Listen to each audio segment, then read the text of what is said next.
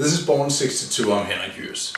Today I'll talk about how to train the upper part of the chest, the tie into the shoulder, without using much equipment. My friend Christian asked me recently, what do I do? He trains at home, uses mostly bodyweight exercises, he has a pair of very light dumbbells, and he has some elastic bands, and that's it. So how does he target the upper part of the chest? How does he fill in that gap at the collarbone? Some people, like Christian, has actually almost a hole here between the part of the chest that has been trained with push-ups and the front part of the shoulder, the delt here. And how do we target that? Well, first we'll look at this drawing. As you can see, the muscle fibers comes out, they are attached to the collarbone and run downwards towards the upper arm where they're attached down here. So in order to train these fibers up here, you have to go along with the direction of the fibers. So you have to move your arm in front of your body following the fibers, meaning that you have to do something like this. I have shown you an exercise before using cables for exactly this movement. You can see it here. And if you train in a gym, I would suggest you use cables, and in later videos I'll also show you how to use dumbbells in a very powerful move. But today we'll talk about if you don't have that much equipment.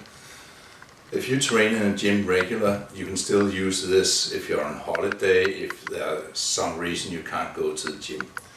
But usually people will say that you should be on an incline in order to address the upper part of the chest. But as you can see here, the fibers are not that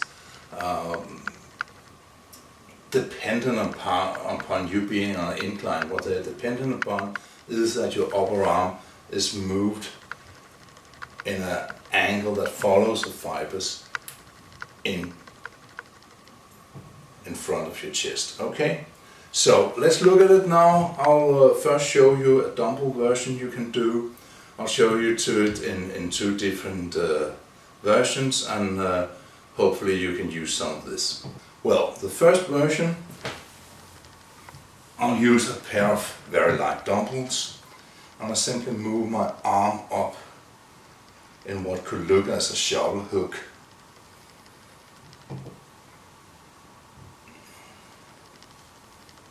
And you can actually alternate between arms. What is important is you strive for a good contraction in the upper part.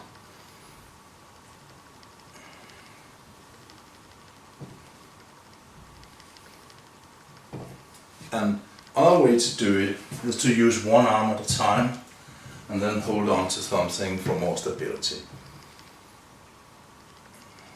I prefer this version actually, facing the mirror so I can follow each rep and make sure that I stay in the groove.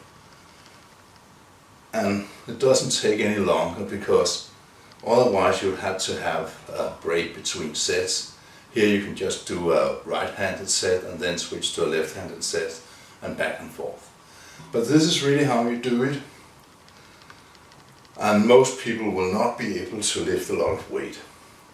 And as usual, I say, leave your ego at the door. It doesn't help you any much to take a big dumbbell and then be able to lift it up to this point and no further. In order to really target the muscle fibers up here, you have to come up to this point. And it might help you to do the exercise better if you hold on to something for stability. The other version you can do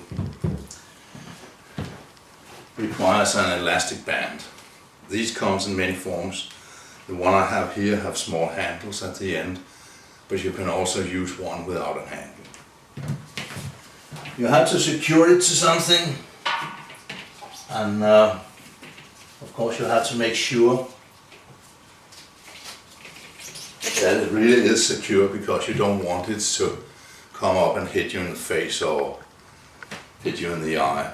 So what you do is stand a little away from it and come in, same movement, now we're just using an elastic band. Of course you should use a band that is tight enough and hard enough for you to use. This one I'm using here for demonstration is too light for me. I could stand here all afternoon doing this, so it wouldn't help much for developing the upper chest. But these two exercises are what you need to develop the tie-in between the frontal part of the shoulder and the upper chest. And these can be done with very little equipment. I hope you enjoyed this. Leave a like, share it with your friends. If you know someone who works out at home and have limited access to equipment, let them know that this is a solution to the upper chest problem. Next week I'll talk to you about how to use push-ups to develop the upper part of the chest and the shoulders. Until then, have some great workouts. Hi.